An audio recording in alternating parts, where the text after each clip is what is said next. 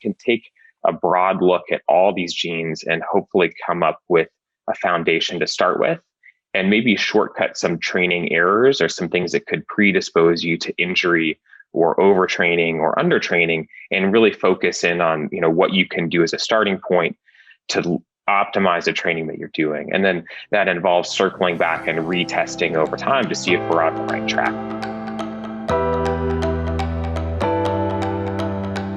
Hello, and welcome to Pursuing Health. I'm Dr. Julie Fouché, family physician and former CrossFit Games athlete. Here, I bring you information and inspiration to help bridge the gap between fitness and medicine and support your journey toward your healthiest self. In this episode, I share a conversation with Dr. Mark Goodman, who's an emergency and sports medicine physician and the director of sports medicine for Wild Health, a genomics-based precision medicine practice where I've also been enjoying working recently. Dr. Goodman received his medical training at the Oregon Health and Science University and completed his residency at the University of Utah, followed by a fellowship in sports medicine. He now enjoys applying his passion for health and performance optimization to provide personalized care for issues surrounding athletes of all different levels. And in this conversation, we talk about the role our genes may play in our response to training, including our training strengths and weaknesses, how much recovery time we need, and even which supplements may benefit us the most. We even spend some time digging into my own personal genomics and talking about some of the factors that might have played a role in my CrossFit Games career. Mark covers a lot of interesting stuff here, and if you want to learn more about genomics-based precision medicine, check out the Wild Health Fellowship for physicians and health coaches at www.wildhealthfellowship.com. That's www.wildhealthfellowship.com. Before we dive into the episode, I do want to make it clear that this podcast is for general information only and does not provide medical advice. I recommend that you seek assistance from your personal physician for any health conditions or concerns. So with that, let's get started with the episode.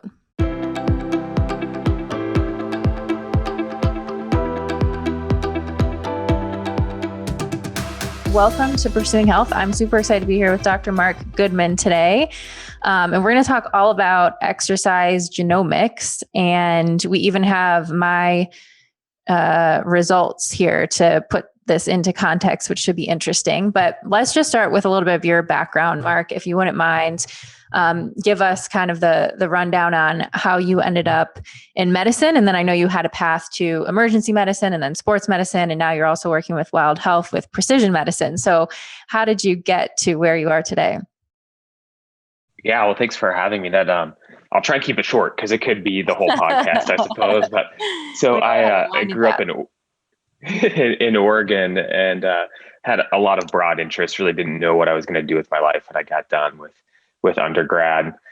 Knew I wanted to do something in healthcare, but wasn't quite sure what that was, and took some time off before working a bunch of different jobs, kind of playing around and experimenting with a few different things and coming back to applying to medical school, and was fortunate enough to get in, which I feel, in retrospect was probably one of the smartest moves I've ever made. And it was kind of by dumb luck that I ended up, I think, going to medical school, but really enjoyed the science part of medicine and then being able to apply that in a useful way to hopefully make changes on a personal level. Mm-hmm. And so I did my training at OHSU in Portland for medical school, and then was in Utah for residency and fellowship, and did residency in emergency medicine and then a sports medicine fellowship. And I'd always kind of known going into emergency medicine that I was hoping to do sports medicine on top of that, to have kind of a niche within emergency medicine, but also be able to have a really broad knowledge base. And I feel like the training in emergency medicine is unique in a lot of ways, that you can kind of see and treat and have a lot of knowledge about almost everything that shows up through the door, but then being able to take that kind of wide range of knowledge and apply it in a focused way. And so now I spend most of my time working in sports medicine practice. I do non-surgical sports medicine and still work in the emergency department a little bit. And then recently got more interested in this kind of health and wellness and health and disease spectrum. And, what does sports medicine truly mean? And when we look at exercise as medicine, how can we better apply that to our patients? So over the last couple of years, that's been kind of a change in the trajectory of looking at athletes and people who want to be more active, and then focusing in not only on treating the injuries that they have, but making them healthier as a person and preventing their next injury. And so that's how I got involved with Wild Health, and then taking that on a personalized level with being able to apply that knowledge in a precision way using genomics and laboratory testing as a part of that. Awesome. What was your most interesting job that you had? You said you had a few different jobs before you started med school. Yes, I've had a lot of jobs. I spent time. My first job was working at a local fast food chain, so I did that for a while. I delivered pizzas. I worked in multiple restaurants. I was a paper boy. I dug ditches for an irrigation company. Did Wow. construction for a while. I worked for an airline throwing the bags on airplanes, which was kind of fun. So that's kind of interesting. I worked at a golf course for a while.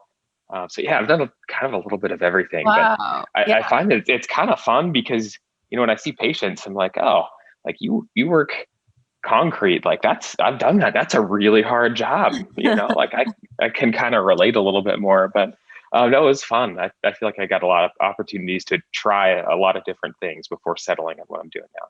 That's really cool. Yeah, that's a lot of different things. And it sounds like two themes of more like manual labor and food. I think I still kind of enjoy food and manual labor, so it's worked out okay. It goes well with sports medicine somehow. There you go. Great.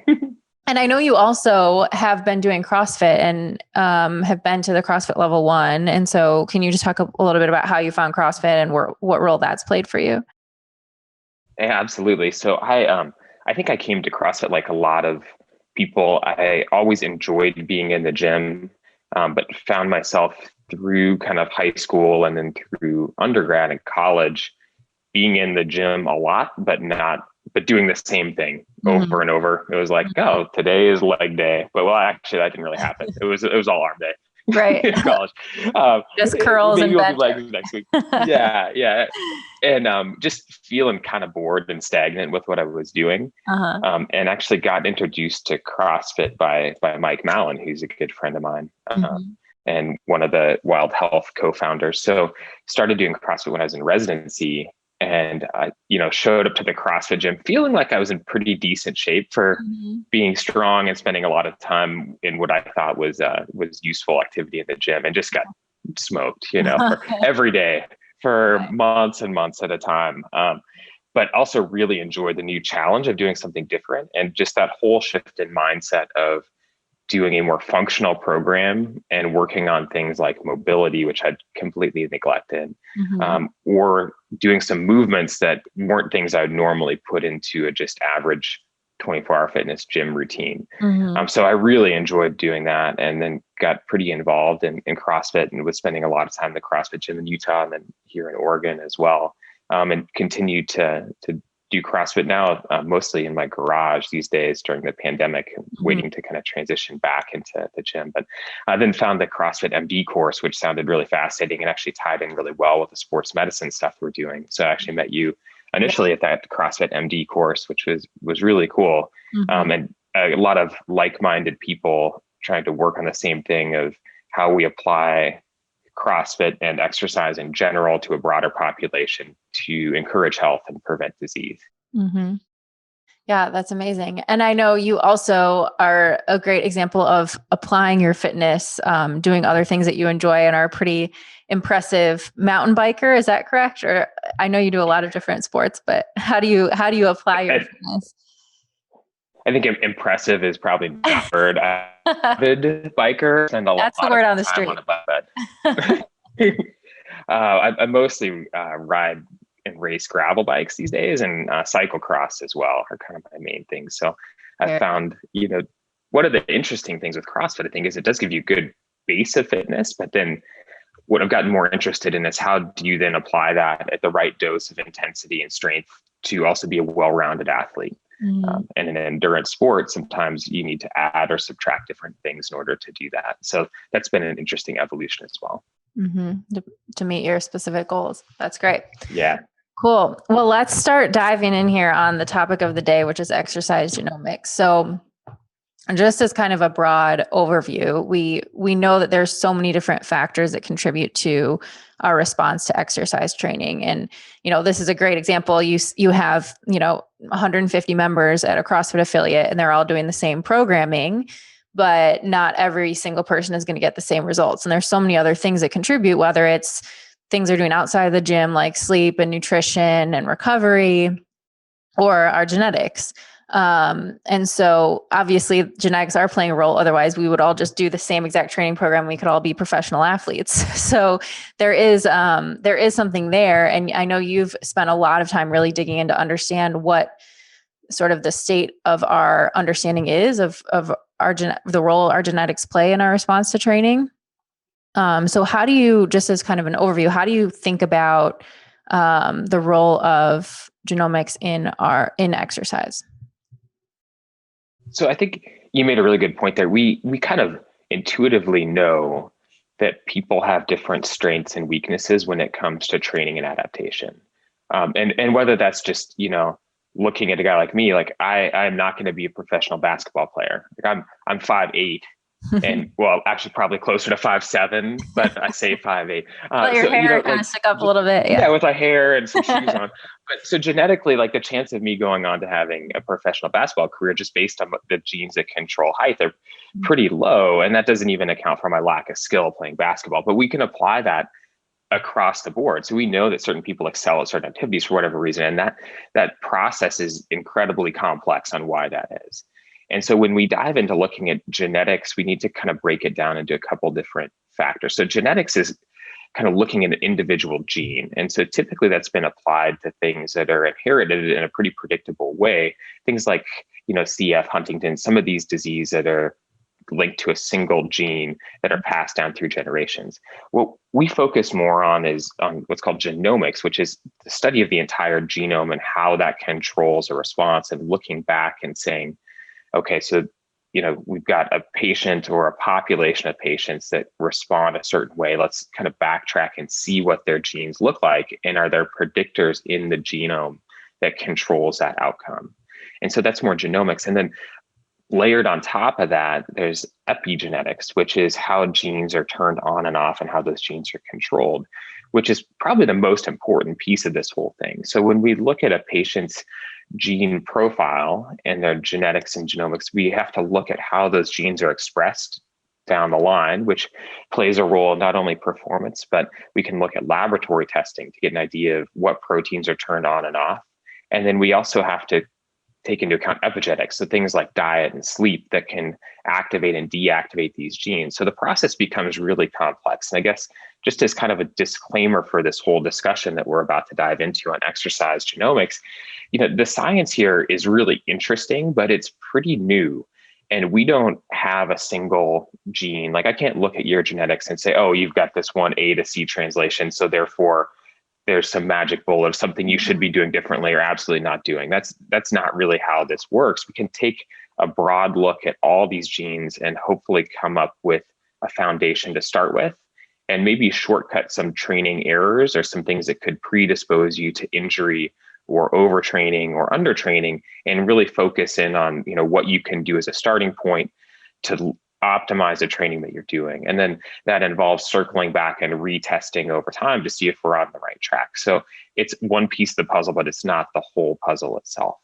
Mm-hmm. And so thinking about the role of exercise in the training response has probably been one of the most interesting things. And we have a couple studies that we can look at, but the two that are most commonly cited took this polygenetic risk profile. So they took between 8 and 15 genes, paired those together, and then made a risk score, and were able to predict how someone would respond to different types of exercise.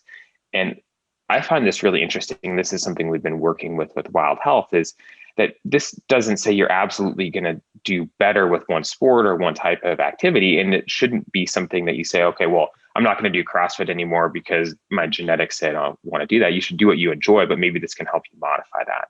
And one of the interesting studies here didn't really show a change in how patients did as far as their overall performance. What it did show, though, is a change in their training response. So people could still perform at the same level, but some were going to have a better response to a certain type of training rather than another. And so whether you then focus on more of a strength-based program, or you're doing kind of shorter high-intensity intervals or VO2 intervals, and how you layer those into your programming, we can maybe make some educated guesses based on someone's genes on how to do that. Mm-hmm. And I think this in particular is really interesting to think about in the context of CrossFit and the CrossFit methodology, because obviously we are very well-rounded, and we talk about trying to be constantly varied and varying our, our time domains and our exercises and movements and all these things. And so we also talk a lot about getting the most benefit to our overall fitness by working on our weaknesses. So for me, like when I first was exposed to this, I sort of thought like, okay, if I get the best, I'm actually, my genetics are actually pretty middle of the road in terms of response to strength versus endurance, which maybe makes sense why I did well in the CrossFit games, because just being more balanced. But when I first was exposed to this, I thought, well, if someone is really far on the endurance side and they respond really well to endurance training, then maybe would they get more benefit to their overall fitness by incorporating being a little more strength biased so that they are more well-rounded, if that's the goal that they're looking for. Yeah, so there's some important pieces there. I think that you have to take into context is, so what is your overall goal? So if you're training to be a CrossFit athlete, you're going to need a very well-rounded kind of base of training. If you're training to powerlift or training to run marathons, and those goals shift and that training needs to shift accordingly. Mm-hmm. But I also think looking at CrossFit as a whole and exercise as a medicine. So, I mean, CrossFit is a very potent stimulus to induce a response to exercise. And that's why we like it. And that's why I think people do well and see improvements with CrossFit programming. But it's all about using the right type of exercise and the right dose for the right person. And not everyone's going to be able to be in a CrossFit gym 5 or 6 days a week and be able to sustain that level of intensity over time and still have a beneficial adaptation. Mm-hmm. And that doesn't mean that they shouldn't be in the CrossFit gym at all, or that they can't modify. And that's one of the things that I think CrossFit is great at, is you can modify in so many different ways that maybe that athlete then, based on how they're feeling and their genetics, they say, okay, well, today I'm going to go a little bit lighter. Today I'm going to focus more on doing the fundamentals of the strength programming, and I'm going to go lighter on the metabolic conditioning side of things. But how to use that stimulus in a way that you get the most improvement without exposing the athlete to unnecessary risk of injury. Mm-hmm.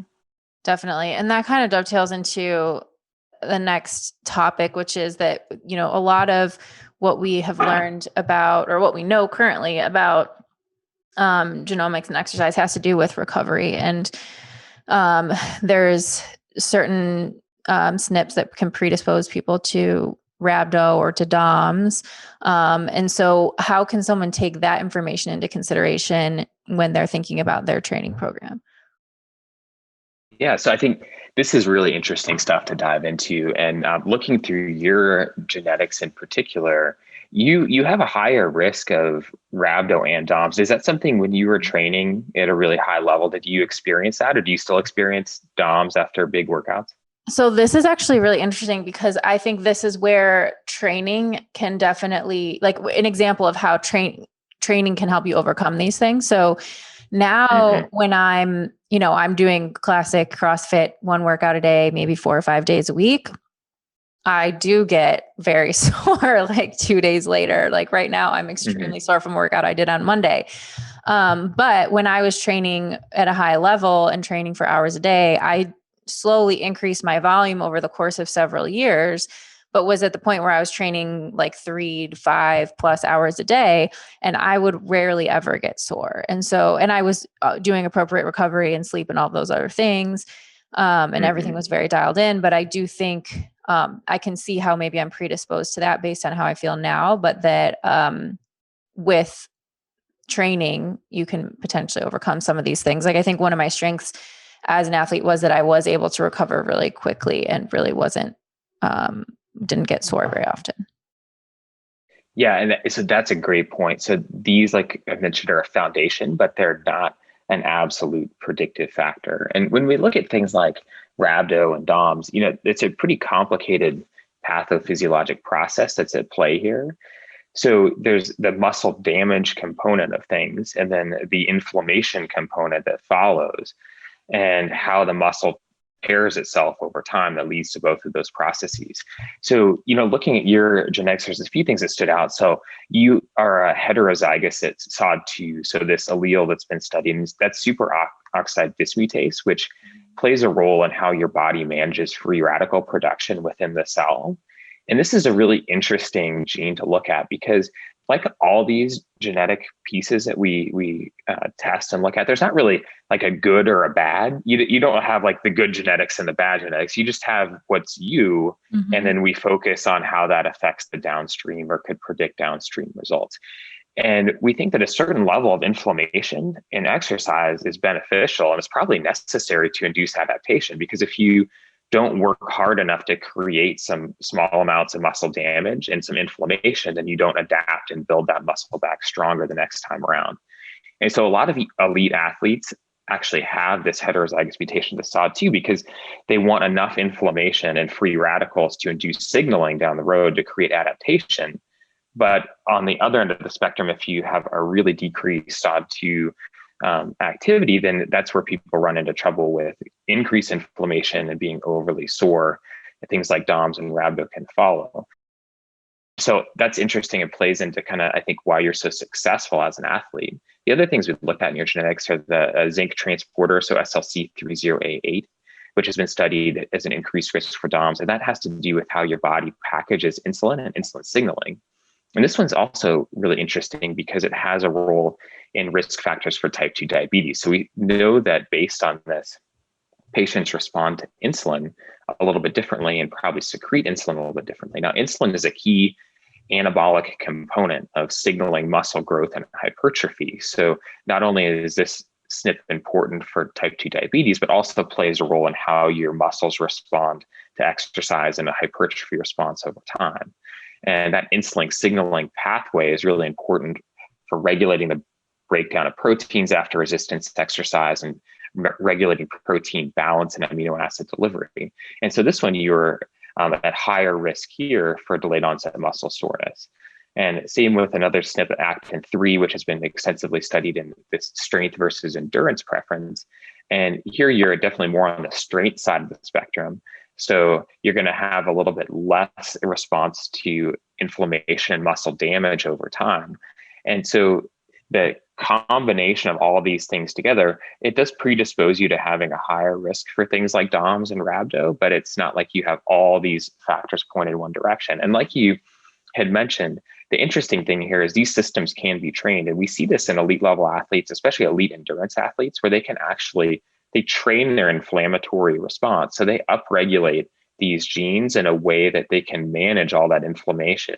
So especially, people who are doing huge cycling events or things where they're running or riding for 5 or 6 hours a day, their levels of the glutathione system and other endogenous anti-inflammatories are going to be upregulated over time. Those get trained just like your muscles get trained to manage the huge doses of inflammation you're getting from training.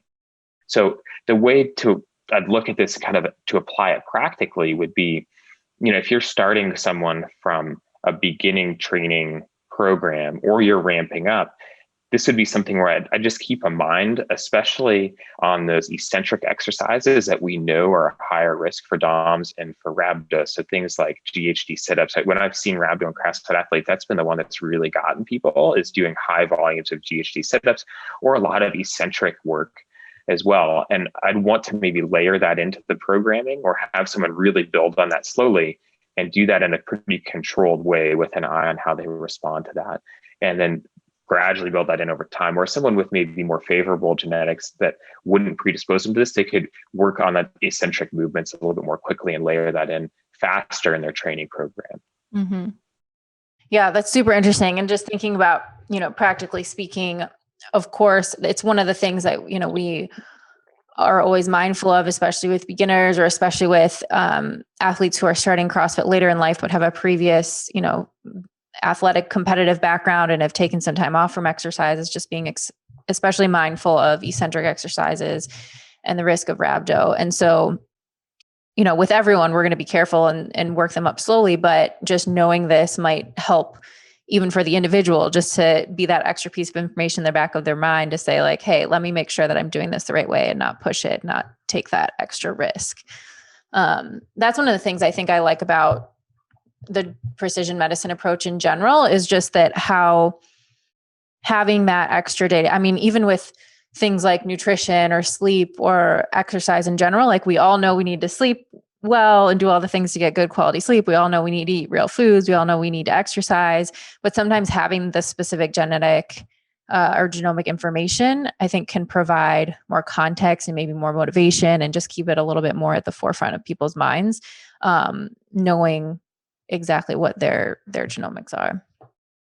Yeah, absolutely. I mean, I think if anything, it's creating a starting point, and then you can experiment and do some kind of N of one experiments from there to determine how you're responding and modify, and then circle back and retest. So I think it does really put some of these general health things, we're telling everyone to exercise and eat well and sleep, but it creates this context when you can really sit a patient down and look at what their genomics are and look at their labs and say, hey, here's like one specific thing that we're going to focus on, and here's how you can implement a change that's going to focus on that based on who you are, and an individualized approach. Even though some of the advice is fairly general, it's coming at it from a personalized perspective.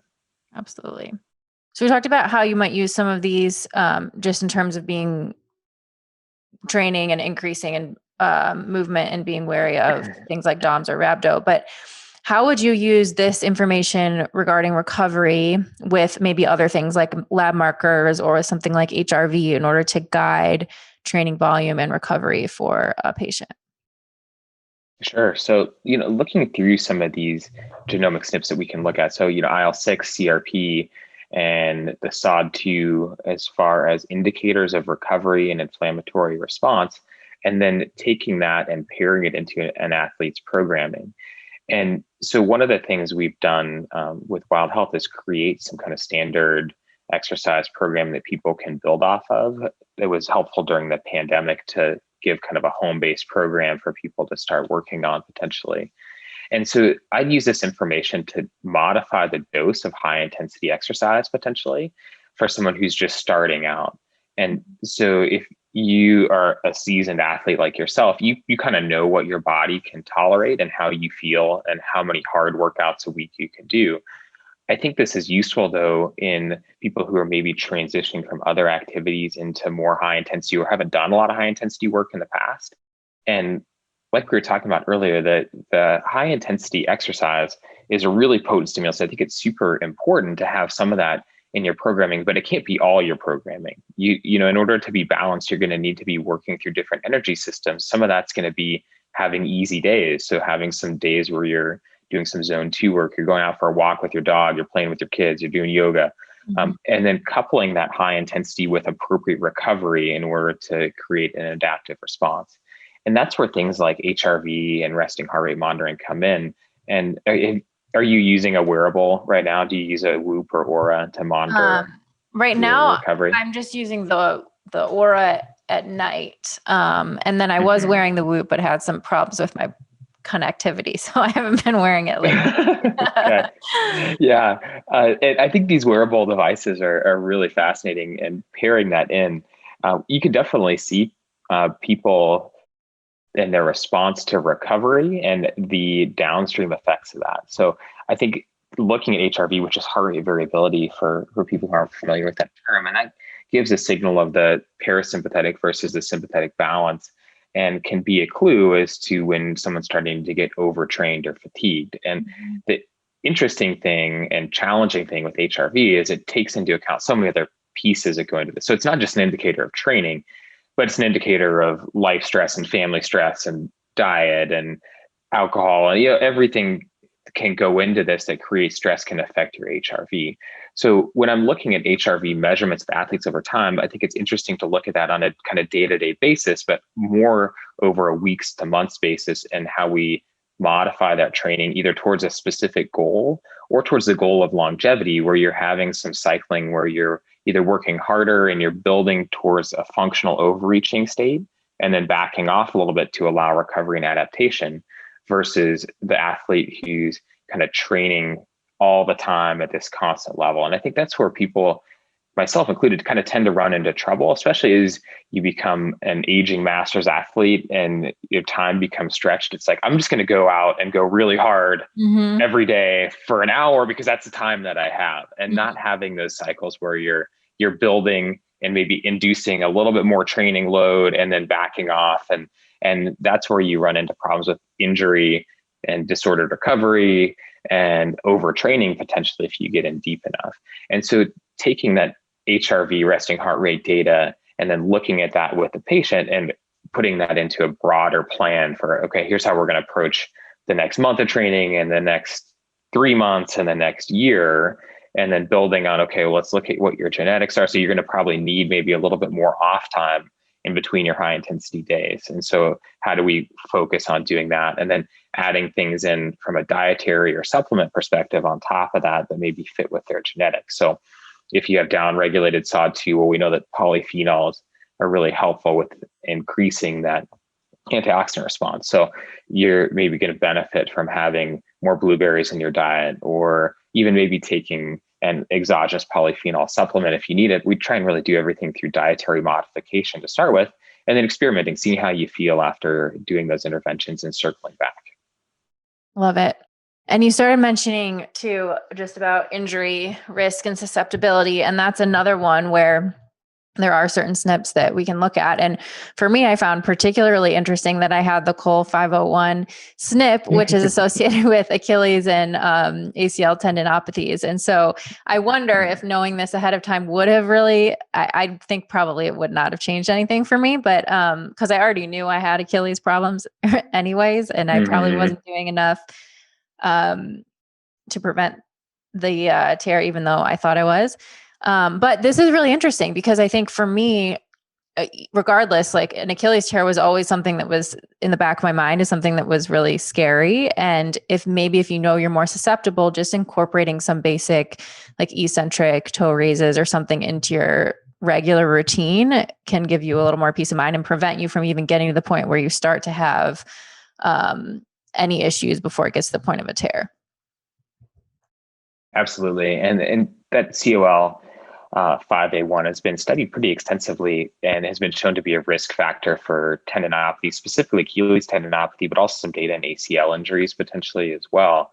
And so those patients that carry that SNP, I'm really having a focus in on doing some what's called prehab, so some rehab before they're actually injured. So in Achilles, working through really posterior chain stretching, focusing on lengthening that Achilles, doing an appropriate warm up, and then some eccentrics even before they're having symptoms, and hopefully avoiding getting to the point where you got from the chronic tendinopathy then leading to a tear over time.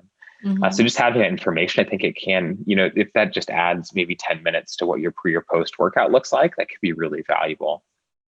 Yeah, for sure. For sure.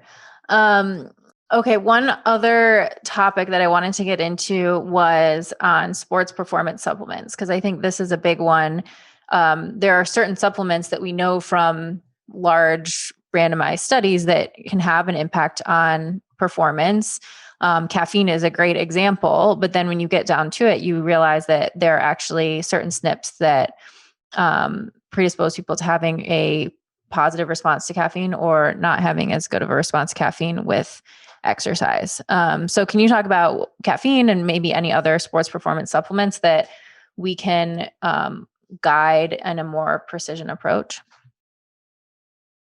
So this is really interesting, and looking kind of in a broad view of the data on sports supplements and how this applies, because there's a lot, all these supplements have been studied, and the effects of some of them are marginal, or there's minimal to no effect. And then looking back, I just have to wonder, like so many areas of medicine, are we just not studying this in the right population? So if you took someone and you knew they had this certain SNP, and then you studied a supplement that was targeted at that, would the response be a lot more robust? And I think we can see that with the caffeine response in the CYP1A2 SNP.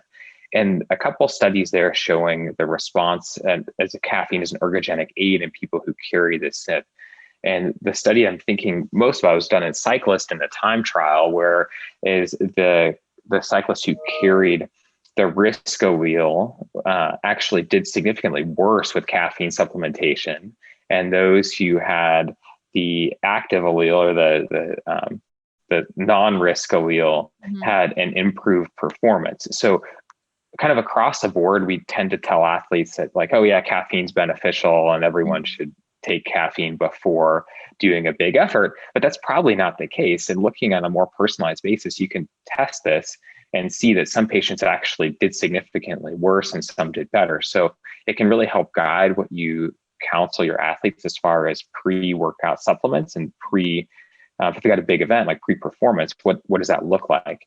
And then testing that also in athletes individually, because this is just one SNP. So it's, everyone's going to respond a little bit differently potentially. And then I think also on the caffeine front, looking at the Adora 2A SNP, which can have a role in caffeine and anxiety and jitteriness, is something I've been pairing more with this CYP1A2 SNP as well.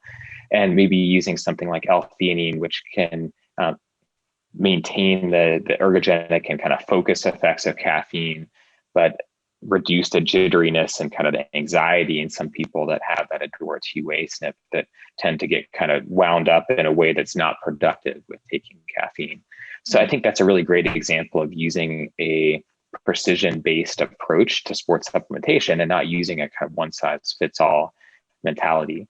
The other things that are really interesting on the supplement perspective, I think, are the MCT1 SNP, and that has to do with your lactic acid response and lactic acid buffering and how lactic acid is transported and can play a role in maybe who would respond well to bicarbonate supplementation or bicarb. And so that's something else to consider and look at as well, more probably on the endurance front. But for the CrossFit athlete, the bicarb buffering is also super important.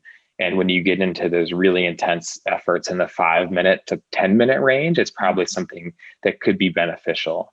And then looking at methylation as well. So there's some interesting data showing that patients that have poor methylation and elevated homocysteine probably have diminished muscle strength and function also.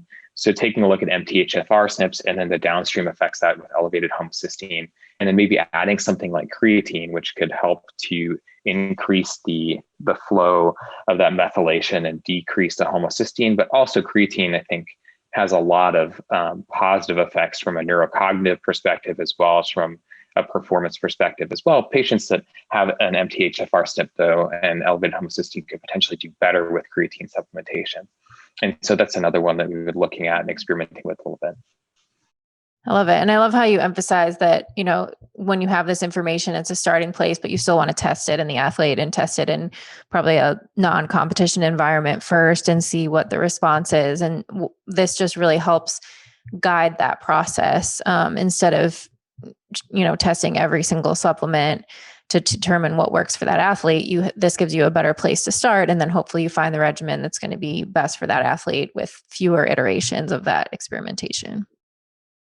Yeah, absolutely. Please don't go take a bunch of bicarb before your big event, because that's something you definitely want to test in the comfort of your own home, nearby a bathroom, before you go out and take that training. So be careful with that one.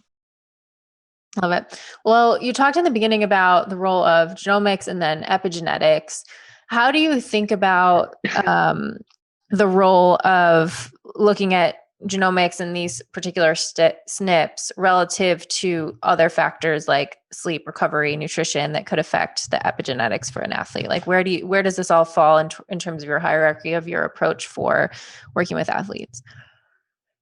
Sure. So I think this is something that's an interesting foundation to build on. And if anything, it is a good way to start the conversation around the epigenetic pieces that modify these SNPs. So what I don't like to do is just say, okay, well, here's a list of 10 pages of your genes and here's 5 supplements. Now, good luck. I think this is really best used as a way to start the conversation around the other things that we know are so important for longevity and athletic performance. Mm-hmm. And whether that's, sleep optimization or making dietary changes or just starting or modifying an exercise program.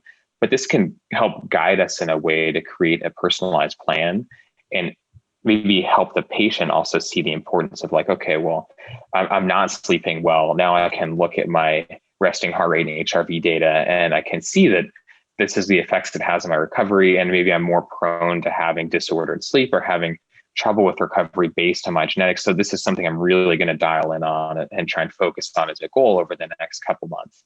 And then we'll retest and kind of see how things are going at that point. So I think that's where this information is best used. Like we were talking about kind of before we started, I don't think this is not the end all be all, and this certainly doesn't trump other good sports science that we have. We have a lot of smart people working in sports medicine that are working on performance enhancement and recovery and how to optimize all these different training adaptations and methods of training. And just having one SNP doesn't mean you get to throw out the rest of that other stuff. It can be maybe a way to individualize those recommendations in a way that works best for you, and a way to build on other good sports science that's out there to hopefully create a program that's going to be the best use of how you're spending your time training, so you get the best adaptation with the least risk of injury. Love it. And you also mentioned how this is all still very new. What are you most excited about as we look towards the future, and where the current state of research is with exercise genomics? I think the things that really have me excited in this field are being able to do more point of care testing potentially. And so not only more studies coming out looking at the individual genomics and then the correlations between that and the downstream adaptations and training, but then how do we test that in the athlete to see, like after activity, is there a protein marker that we can look at that will show us that you've achieved your goal for that day, that you've met a training response threshold that's going to be productive down the road for what your goals are.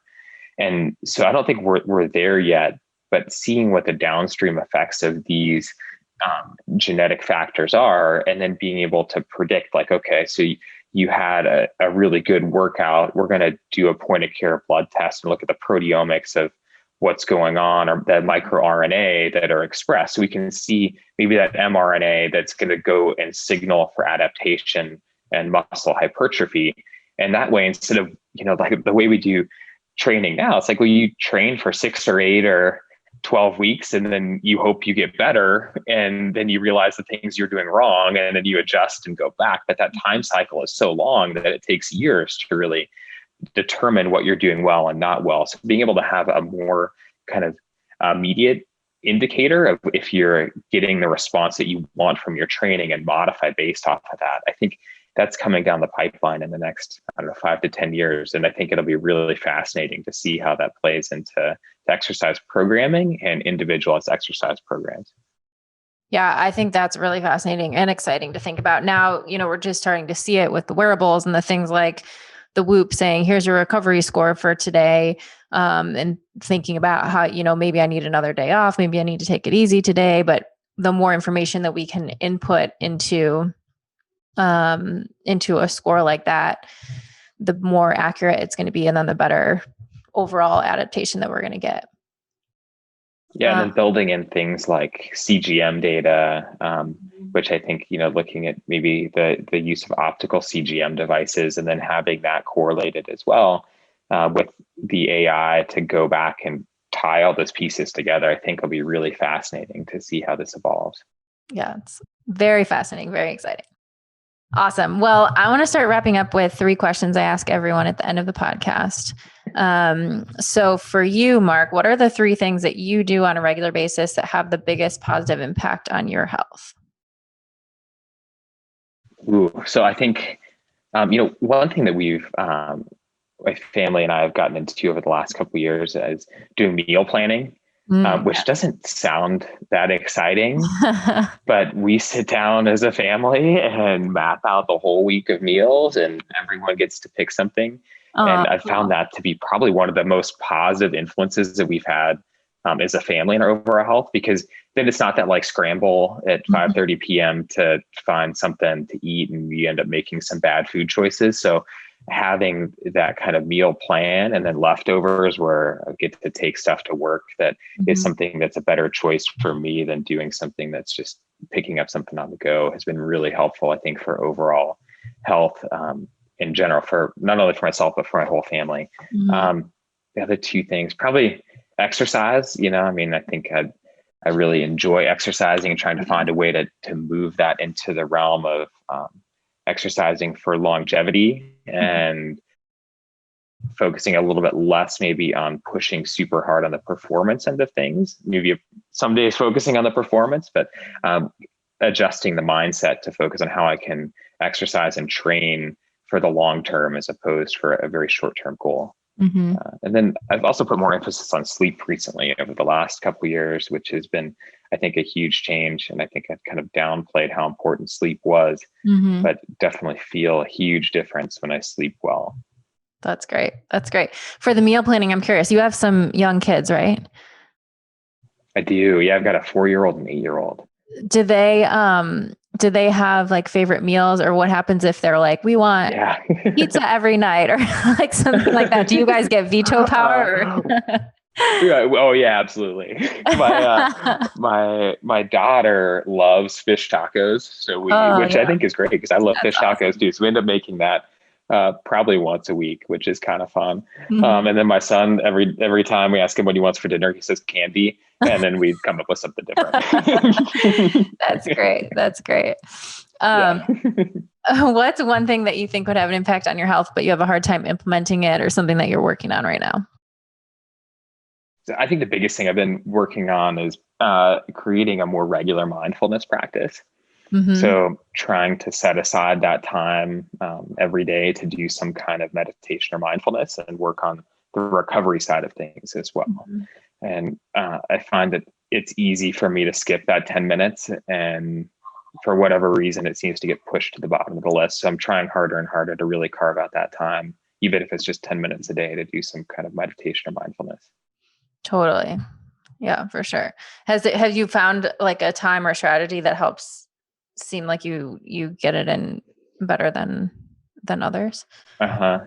Yeah, my strategy. So I work out really early in the morning because it's the only time I can find. So I'm usually in the garage gym at 5:15 or 5:30, and I try and be done before my kids wake up, which is the best time to do anything I've found if you want to actually get anything done. Yeah. So I usually try and tack that on to the end of my workout, and I've actually found it to be really helpful for me to try and set that time aside before I go into my work day. And before I get into it with, family and everything else that's going on, to try and kind of reframe before going into the day. So that's what I try and do. Some days I'm successful, some days I'm not, but I'm trying to be more consistent. I love that. It's a great way to kind of cool down from a workout too. That's great. All right. Last question is, what does a healthy life look like to you? That's a hard one. And I think for me, I think probably balance is going to be the key part of that, and trying to maintain balance between work and training and family and everything else that's going on, I think would be what I'd be looking for a healthy life. So I think the physical aspects of health we focus a lot on, but trying to also dial in the mental aspects of health and the emotional aspects of health as well. And for me, that's been a struggle to try and recognize that and try and give those the importance that they deserve. And so that's what I'm hopefully trying to work on more over the next 10 to 20 to 40 years, is finding that balance between how do you manage all these different things in a way that works for me. Right. It's a constant process and a constant flex. Like we'll never probably find the perfect balance, but, or when we do, something will change. We'll have to readjust. So yeah, you find it for like 10 minutes and then something shifts, You just enjoy it there. Yeah. There you go. That's great. Awesome. Well, this has been great, Mark. Thanks so much for taking the time. I really appreciate it. And hopefully people listening will find this helpful and interesting, and we'll be following the research here too, because I know it's an exciting area. Thanks for having me. I appreciate it.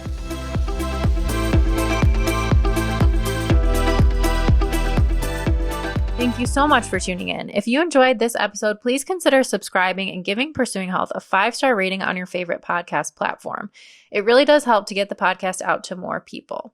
If you're interested in learning more about genomics-based precision medicine from Wild Health, you can visit www.wildhealthfellowship.com for more on their fellowship program for physicians and health coaches. Again, that's www.wildhealthfellowship.com.